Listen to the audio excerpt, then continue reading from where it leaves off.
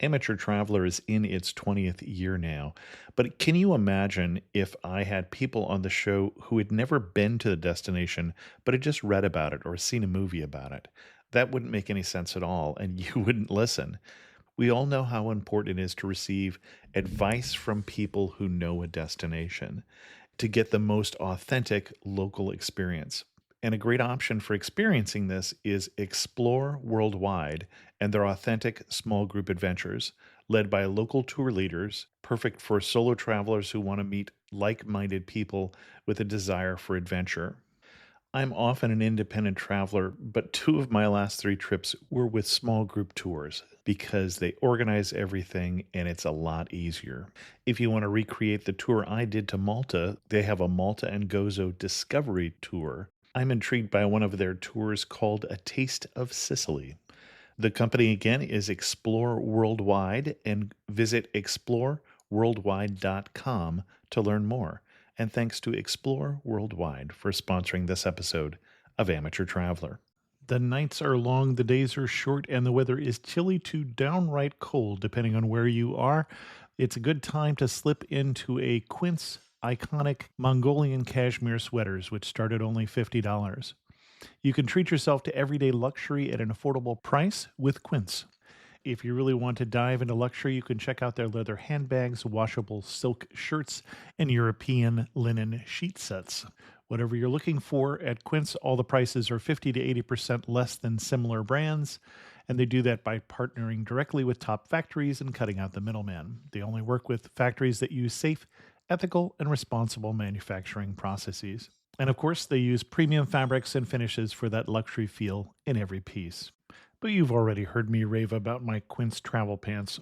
Treat yourself this winter without the luxury price tag. Go to quince.com/traveler for 365-day returns plus free shipping on your order. That's QUINCE.com/traveler to get free shipping and 365-day returns.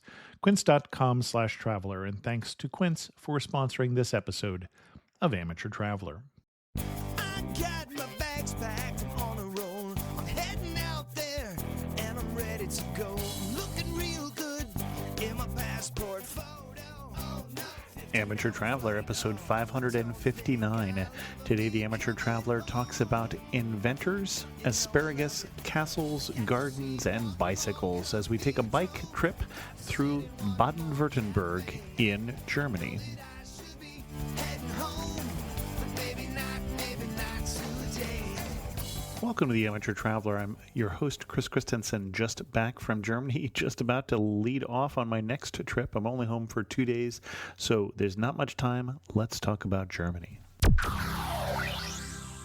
So no guest for today's show. Instead, we're going to be talking about my recent trip to Germany. I did a bike trip in the region of Baden-Württemberg. If you're not familiar with Baden-Württemberg, that's one of the German states. Basically, the whole southern part of Germany is one of two states. On the east, it is Bavaria, and on the west, including the Black Forest, it's Baden-Württemberg. And so the capital is Stuttgart, but I didn't go there. I went instead to 4 different cities: Mannheim, Schwetzingen, Heidelberg, and Karlsruhe.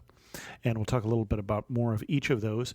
But first, in terms of why I went, so this was a press trip, and it was to celebrate the 200th anniversary of the bicycle. And the bicycle was invented in Mannheim, and Mannheim was a first stop on this trip. I should say that I don't always go on press trips. It actually costs me money to go on press trips because, unlike a freelancer who makes their living on the articles they would write, I make my living doing software. And so when I'm traveling, I'm not making money.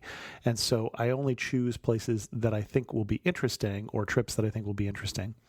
And I was interested in this because I hadn't been to any place in the region of these 4 cities that I went to except for Heidelberg. In fact, Heidelberg hadn't originally been on the schedule, and I had talked to the PR person who's in charge of this saying, is it any possibility that I could get to Heidelberg? And so Heidelberg is definitely one of those anchor points of the trip. It's one of the things that you've probably heard about already that if you haven't been there, you definitely should go. And we'll talk about why in a bit. But I think there were also some other interesting places. And so I hope this is a trip that you will enjoy. And I think at the end, we'll tie it into some other trips to Germany or even into parts of France or Switzerland you might want to go to, because Baden-Württemberg borders both France and Switzerland. In terms of getting to Baden-Württemberg, to Mannheim, which was our first stop, very easy to get to because we flew in through Frankfurt. Frankfurt is one of probably 3 major airports in Germany, and lots of flights, lots of international flights go into Frankfurt. And from Frankfurt, one of the things I like about that airport, it's not my favorite airport in terms of prettiest airport and things like that, but in terms of connectivity, there's a train station right at the airport. If you fly into Terminal 1, you can just go downstairs and take a train to pretty much anywhere in Germany. If you fly into Terminal 2, you have to add in a 15-minute bus ride, but very easy to get anywhere in Germany by train from the Frankfurt airport. So we just basically flew into Frankfurt and then hopped on a train and went down to Mannheim and got off at the Hauptbahnhof, or the main train station in Mannheim. You may have heard of Mannheim before. If you have, it's probably because your uncle or your father or somebody was based at one of the U.S. bases. There were a number of different military bases that were in Mannheim. They are all now closing down. And so we actually did a trip out to one of those, Ben Franklin Village, which is in the process of being converted into condos and houses and shopping and all those sorts of things. I went in April of 2017. If you're there, say 5 to 10 years from now, I suspect that this is an area you're going to be going to because there's going to be more interesting things out here. Right now, it's still in transition. I stayed right in downtown Mannheim, right near the water tower. And when I say the water tower, don't picture something from the Midwest in the U.S. This is more of a medieval-style Wasserturm. It's what it's called, and it was surrounded with a very beautiful park that was all planted in tulips when we were there, with fountains and such. And I was staying at a hotel very near there. I was staying at the Leonardo Royal Hotel, which is a very nice hotel. I would certainly recommend it. The rooms were nice. The breakfast was great. Some lovely spaces outside if the weather had been a bit warmer. The internet was a little slow, but that was true really at every hotel I stayed at on this trip, and every hotel I stayed at the last trip I went to in Germany as well. So just something to keep in mind. And one of the things I went to see in Mannheim the first morning I was there while I'm waiting for the rest of the group was the Luisen Garden, or Luisen Park.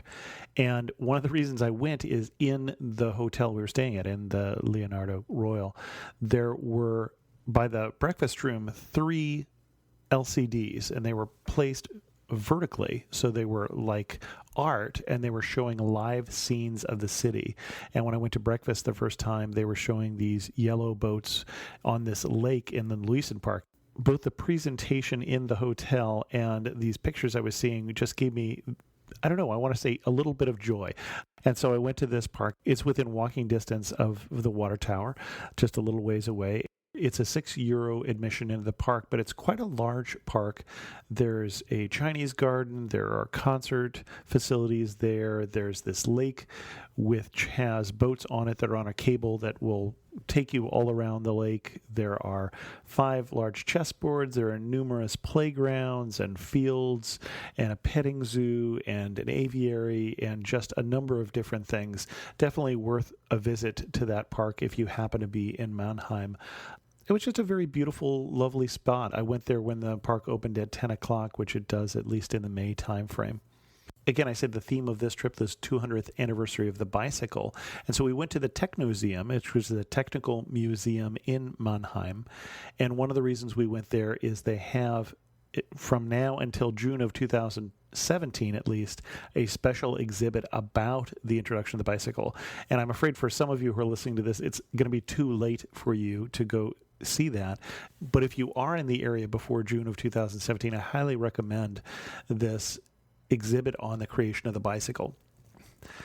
So Carl Dreiss invents the bicycle in 1817, but when I say the bicycle, what he invented was the Lauf machine, or the running machine, and it's called that because it has no pedals. You're basically running along on this thing that looks like a bicycle. It has 2 even-sized wheels and a seat in between it, just like a bicycle would, but no pedals, so you're not pedaling it, you're running with it. It is made of wood. It's made of ash wood, and he himself is not a manufacturer, and so it's made by carriage makers, and you can buy the plans to it and such. So he doesn't make a whole lot of money off this invention, but this exhibit in the museum shows how that leads to the British hobby horse, how that eventually leads to the velocipede, which is the French invention where they add pedals to it, but still no chain. So they want to make it faster, and so they add bigger and bigger wheels in the front, which is just crazy. And then finally they invent the safety bicycle, which is closer to what we have today. And then the other invention that this leads to, also invented in Mannheim, is the car. Carl Benz also invents in Mannheim a car. And the reason I say it leads to that is if you see a model of Carl Benz car, and they have one at the Technomuseum, it's basically a three-wheeled bicycle with an engine in it. It really is much more closely related to the bicycle than to a carriage. Daimler, who is also doing invention at the same time, is inventing horseless carriages, but really what Benz invents is a motorized bicycle or a motorized tricycle. And that's the beginning of Mercedes-Benz, obviously. And also here in Mannheim, and both Carl Dreiss and Benz are from Karlsruhe, which we visited later on in the trip. Both of them born there, but did their invention here in Mannheim. So if you can get to that exhibit, see it. If you can't, they still will have in their permanent collection a example of the Lauf machine or a copy of one of the original Lauf machines, and also a copy of Ben's car and a British hobby horse. So definitely worth seeing that museum, whether or not you can do it by June. Most of the information in the museum is in German, so get an English-speaking tour if you can. They are available. If you can't, there is free Wi-Fi, and use Google Translate, and that's what I was doing for understanding some of the signs as I was going through the museum. But interesting museum. They have all sorts of things. I was probably most interested in some of their vehicle collection, but also their collection of weaving machines that operated by punch cards, which is fascinating to see those sort of things. They have a huge collection of printing machines and all sorts of different things in that Techno Museum in Mannheim. The other big attraction in Mannheim would be the palace. This is a palace of one of the Wittelsbachs. It's now mostly the university. There's a museum there as well, but most of the space in this very large palace in Mannheim is the university. It is the largest Baroque palace in Europe after Versailles. So pretty good sized palace and located very close to Mannheim in terms of the downtown. The other thing that we enjoyed while we were there is this is also the home, and you may or may not have heard of this. If you've been to Germany, you're probably more likely to have heard of spaghetti ice. But about 2 blocks from the water tower in the downtown pedestrian street is the Ice Fontanella ice cream parlor. Lots of interesting different flavors for ice cream, but one of the things they do is they take vanilla ice cream and they put it through a press that is made to make the schnitzel noodles to make the ice cream look like spaghetti, and they put a strawberry topping on top of that and then coconut, which is supposed to look like Parmesan cheese, so it looks like spaghetti, tastes like ice cream. Perfect combination. If you have kids, you should definitely take them to get a spaghetti ice, and the home of that is here in Mannheim. Mannheim is on 2 different rivers. It's on the Rhine River, and it's also on the Neckar River. The Neckar River, which flows from there to Heidelberg, which was not our next stop, but the stop thereafter. Mannheim, Schwetzingen, and Heidelberg form a little triangle area. We biked that triangle, and it's fairly easy to do. It's pretty close. We did 25 miles in between those cities, but it should take a little less than that because we took a wrong turn at one point. So it's probably more like 23 miles if you're biking that in the correct route. But it's also easy to get between these cities with car, would be very simple, or by train as well. And again, that's true of this entire region. Very accessible in terms of train travel. But this was a trip to remember that first bike ride by Carl Dreiss. He went only 7 kilometers out and 7 kilometers back. He was intending to get to Schwetzingen, which is where we did get to, even with our wrong turn. There's a number of different bike routes in this area. So one that starts here is the Neckar River bike route. So we started in downtown, just over there by the Luisen Park. The other side of the park, there's the river, the Neckar River, and you can bike along that river. And that's a lovely, very easy, very flat. But then there's a second bike route that goes down to Schwetzingen, and that is the Bergenstrasse. And it's worth mentioning the Bergenstrasse, there's 2 versions of it. There's a bike version of it, and there is an auto route version of it. Those are not the same path. But it goes to a number of castles from here in Mannheim Mannheim is the westernmost point of this road, and the auto route goes all the way through Prague. The bike route stops at the border, but goes to a number of different castles and old towns, including Rothenburg ob der Tauber and Nuremberg, and the castle of the old British royal families in Coburg, all of those castles along this route. So that's one other possible way to see this area, would be either biking or by car along this Bergenstrasse, or Fortress Road, or Castle Road. So I'll put a link in the show notes to an article about the Bergenstrasse, which has a map that shows this route. So we took a right, or we were supposed to take a right off of the Neckar River route down on the Bergenstrasse that goes then down to Schwetzingen. The first 3 stops on this Bergenstrasse are Mannheim, Schwetzingen, and Heidelberg, which were our first 3 stops, and in that order.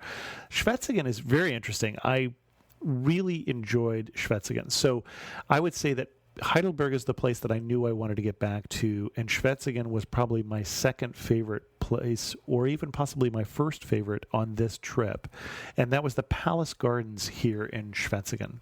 This is another palace of the Wittelsbach family, and the Wittelsbachs, I mentioned them just briefly, they were prince electors in Germany. So Germany, before the 1880s, did not have a central government. They had just a number of different city-states. I know in the time of the Reformation, there were like 365 different independent city-states. And then there were 7 princes who had the right to elect the Holy Roman Emperor. And so these were prince electors. And as you can imagine, because they had this power, they also had a fair amount of wealth. And so the palace in Mannheim, Schwetzingen, and also in the ruined one in Heidelberg were all at one time palaces in this family of these prince electors. And in Schwetzingen, this was a summer palace. As you're looking at the front of the palace, it's a nice-looking palace, but it wasn't until we walked through the gate to the gardens that some of the people that I were with really let out a gasp at the beautiful gardens that are behind this palace. Large, very beautiful gardens, laid out kind of an Italian style, I'd have to say, are behind this palace. This palace has 2 semicircles that curve off around the base of this gardens, and it seemingly goes off to the horizon with arches and gardens and flowers and fountains and all those sorts of things. And as you explore the gardens, there keeps being more and more. There's an orangery over in this one spot where the prince would have his citrus trees in basically a brick greenhouse of sorts. There's a theater to Apollo, and they used to use this natural amphitheater here for concerts. I guess they still use it for concerts. And of course, behind that, there's a grotto, because we're talking about this being built in the time of the Enlightenment and the Romantic period. And so everybody, if you're anybody who's anybody, you have to have a grotto in your garden. And just a very beautiful gardens, and it kept being more and more to it. So I would definitely see if you could get a tour of this as we did. And I'll put a link in the show notes to the tour guide who we used, who is available, who works with the tourism board for Schwetzingen. And it was very helpful to even know what was beyond what you could see in the gardens and where you should go. It has sculptures in it and all sorts of little hidden treasures around this garden. So it really is something that's going to take a little time to see it. I would basically schedule at least an hour, but probably even 2 hours, 2 hours or more to explore these gardens. Do it at a relaxed pace. I would say we did not spend the night in Schwetzingen, but it'd be worth spending some time downtown, also lovely little downtown. And they were currently also doing some art exhibits in town for this 200th anniversary that you'll see if you're there in 2017. You won't see if you're there later, but these gardens definitely worth visiting. They're about 173 acres or 70 hectares is how big the gardens themselves are. And if you want to stay longer, there's a restaurant there, a fancy restaurant and good food. They happen to be doing the asparagus menu while we were there. Just so you know, this time of year, April, May, maybe into June, is asparagus season, and all throughout Germany, but especially in cities like Schwetzingen, which is an asparagus city, you will find especially white asparagus, and they'll have an asparagus menu. So it will be, what do you want with your asparagus, basically? You're going to have asparagus, and you're going to have it with, this sauce or that sauce, and then you're going to have something with it. But all of these meals based around asparagus. There's a statue in the square, which is the asparagus lady. And of course, while we were there, right next to the statue of the asparagus lady was an asparagus lady selling fresh asparagus. With the white asparagus, you peel it too. So she was peeling asparagus, and definitely something to try if you're there in May or April, especially. And that's true with Germany in general, as it is true in a lot of places in Europe, is that food tends to be fresh and seasonal. And so if you go there in a different time of year, there'll be other specials as well. So we biked then from Schwetzingen to Heidelberg. You can also get there by car or train. And that would be along the Bergenstrasse. We had a little trouble following the bike path. If you do go along the bike path, I would definitely recommend you have a GPS and you use either an online app, Google Maps or something like that, or I was using an offline map from maps.me. I had downloaded all the maps in that area, and that helped us get unlost when we got our most lost, but also helped us stay on the path as we were going from Schwetzingen to Heidelberg. So Heidelberg is a popular city with tourists and has been popular for a couple centuries. It has been popular at least since the 1880s. In fact, Mark Twain spent some time in Heidelberg when he had a writer's block. And Heidelberg also has a university. The university in Heidelberg is the oldest university in Germany. It dates back to 1386. But the most prominent feature in Heidelberg is the castle, or the ruins of the castle, which looks down on the city. So in early 1600s, the local elector here, Frederick V, who had married into the British royal family, married a daughter of James I, Elizabeth Stuart, apparently married for love. He is a Protestant, and he is offered the King of Bohemia. He is told by his wife not to take it. He's told by his mother not to take it, but takes that particular job as King of Bohemia and serves just for the winter before triggering the 30 Years' War. And he is forced out of that. He loses the electorship. He loses Heidelberg. And he is known as the Winter King because he serves as King of Bohemia just for one winter. The castle was damaged to that and then ruined later on in the 9 Years' War, about a generation later, as the French invade and destroy the castle and blow up parts of it. And the castle is left in this destroyed state, not because it's cheaper. It would actually be cheaper to fix it back up again. But it's left here because it didn't really get famous until it was destroyed and then became well known during the Romantic period. And it's really the Romantic poets who made Heidelberg's castle, its ruined castle, better known. And so that's why they leave it in that state. So the electors had long since moved away. It was the 1700s, the electors moved away to Mannheim and built the palace there. A couple other places I would recommend you see in Heidelberg. I would recommend you go out on the Philosopher's Walk, walk across the bridge and climb the zigzag path up to get a view of the castle and the old town. The old town's very narrow, 3 streets running along the river and then the cross streets. Good shopping there, a very touristy town. It gets a fair amount of tourism. The other thing that we saw, which I had not seen the last time I was there, was the student prison.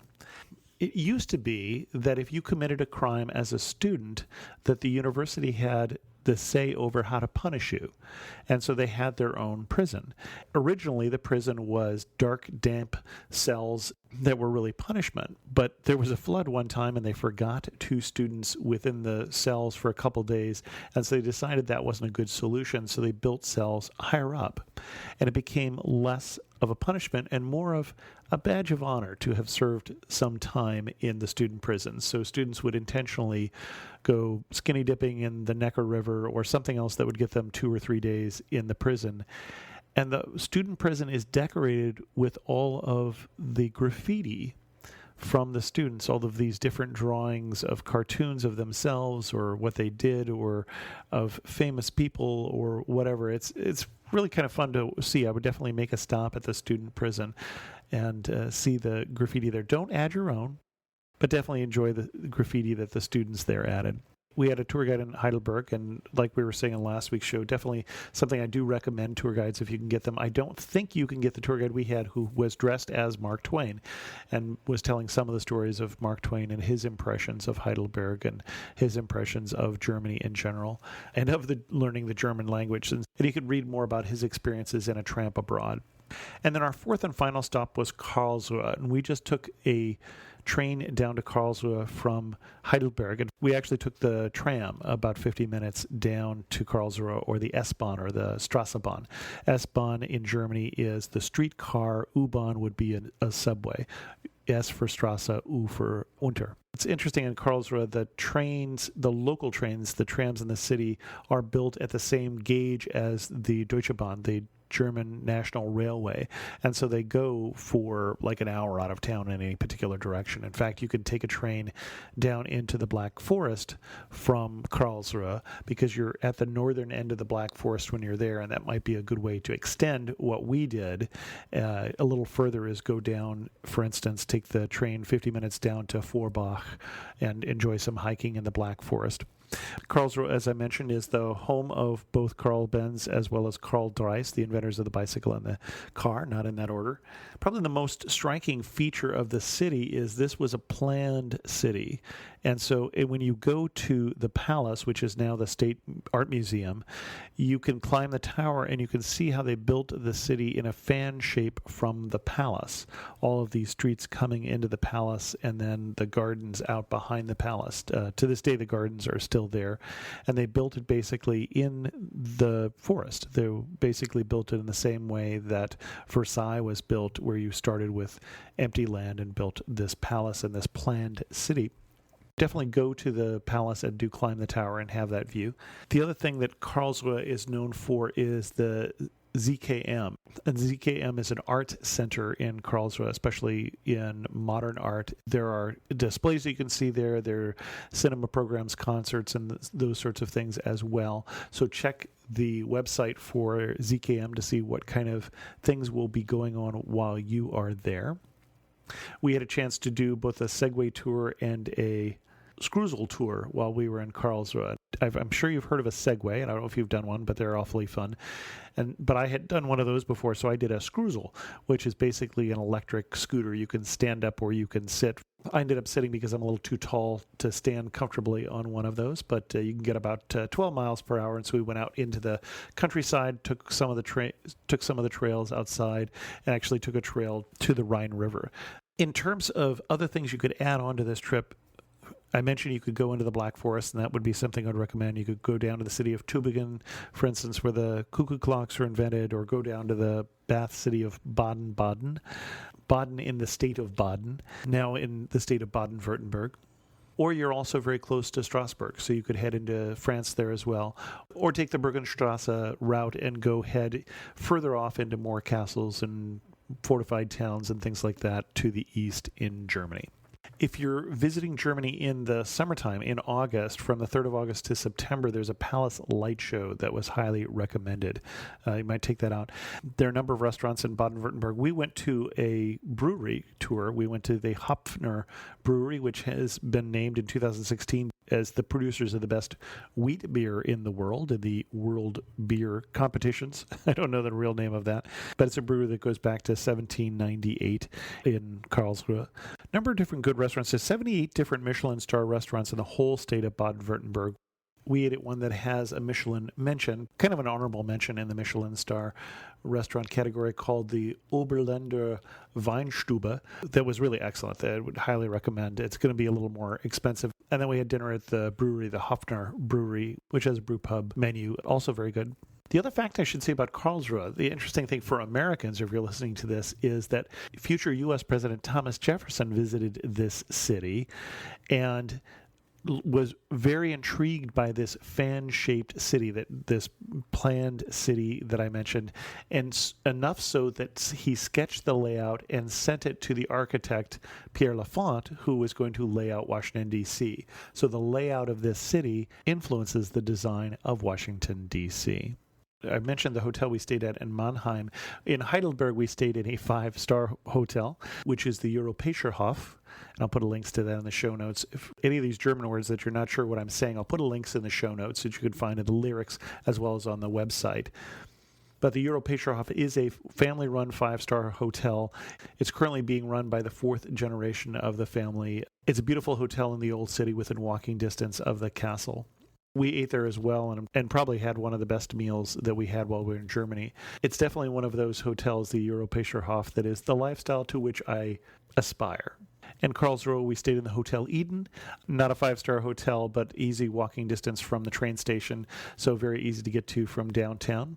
Pleasant hotel, enjoyed that as well.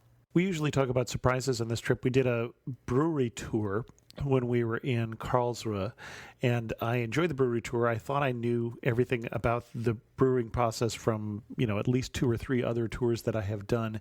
One little fact that I missed, they were showing us the hops plant, which is a green vine, a very bitter plant, obviously. Hops is the reason I don't like beer. But I was really surprised. I had to look this fact up. They were telling us that the hops plant grows in a peak of its growing season almost a foot a day. So a very fast growing plant that probably is one of the reasons that it was so popular for people who were brewing beer is it's going to be cheaper to obtain since you can do multiple harvests within a year.